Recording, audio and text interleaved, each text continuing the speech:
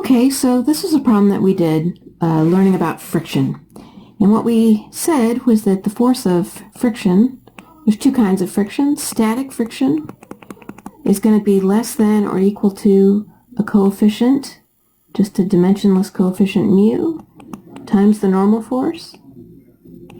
And the kinetic friction is equal to mu k times the normal force. So for this particular problem, it says a wood block was on a wood table, so we looked up in tabulated form that wood on wood is mu s is 0.5 and mu k is 0.2. Okay, so let's see. Oh, no, it wasn't. It was 0.3. There we go. Okay, so there's really two problems here. So at first, there's a problem about just slipping.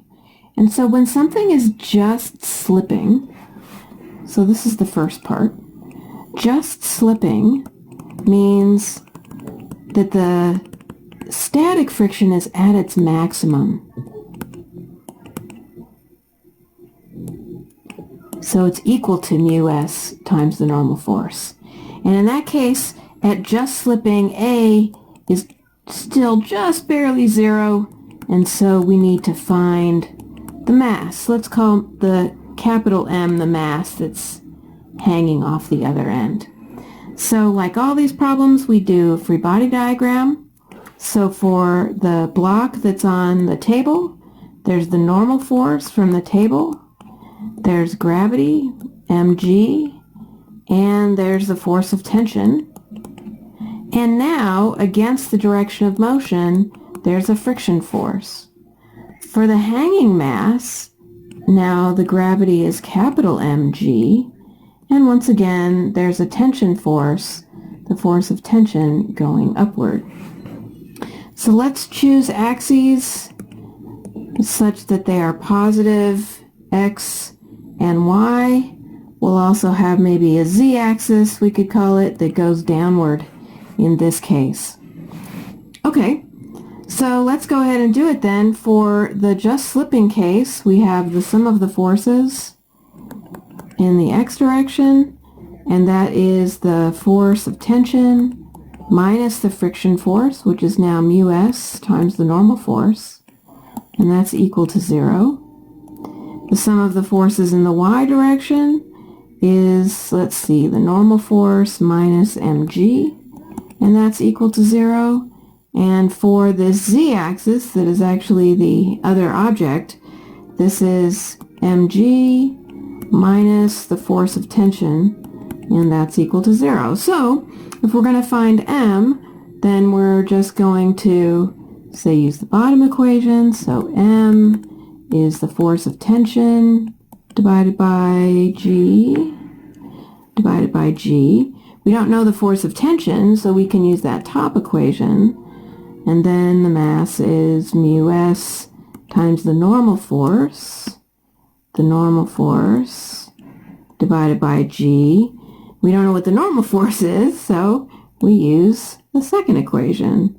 And now we have mu s, the normal force is little mg, divided by g. The g's cancel, and we get that the mass that hangs off the other end is mu s times little m.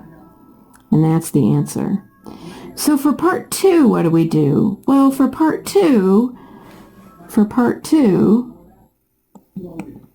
let's change colors here. For part 2, in green, what we're going to do now is we're going to say that after it slips, so after it slips, then find A. It's not equal to 0. Find A. So now we have acceleration to the right for the block on the table and down for the mass that's hanging. So what's different here? Well, what's different after it slips is that now instead of an S we have a K, and now we have acceleration. So instead of 0 we have ma, And instead of 0 for the hanging block, we have capital M, A. But that's really the only change. Same free body diagram and almost really the same equations. And we can do the same thing. We'll start with the third equation, and we get that MA is mg minus the force of tension. And the force of tension from the top equation is mu s. Whoop. Let's actually write it out just so we don't make any mistakes here. So mg minus the force of tension. And then we know from the top equation, so we'll recopy here, mg minus, now the force of tension is going to be ma plus mu k times the normal force. We don't know what the normal force is, so we're going to use the second equation. So this is ma is mg minus ma minus mu k, and now the normal force is little mg.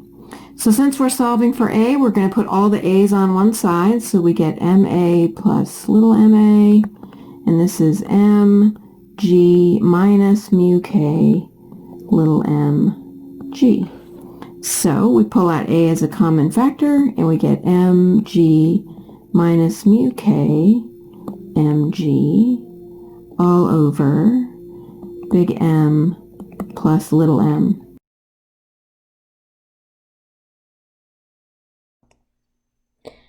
Which means then that we can pull out g as a common factor. This is actually just a number. This is just a number times g. So we can pull out g as a common factor, and we're left with m minus mu k times little m all over capital M plus little m times g. And if we use the mass that we found that would just make it slip, mu s times little m, this is mu s little m minus mu k times little m divided by mu s little m plus m times g. And the little m's cancel, actually. So we're left with a simple fraction that just depends on these coefficients of friction. So mu s minus mu k, mu s plus 1 times g, which was, for the numbers we have, something like 0.2 divided by 1.5. This is just a number times g. Okay, and that's the answer. Pretty cool problem.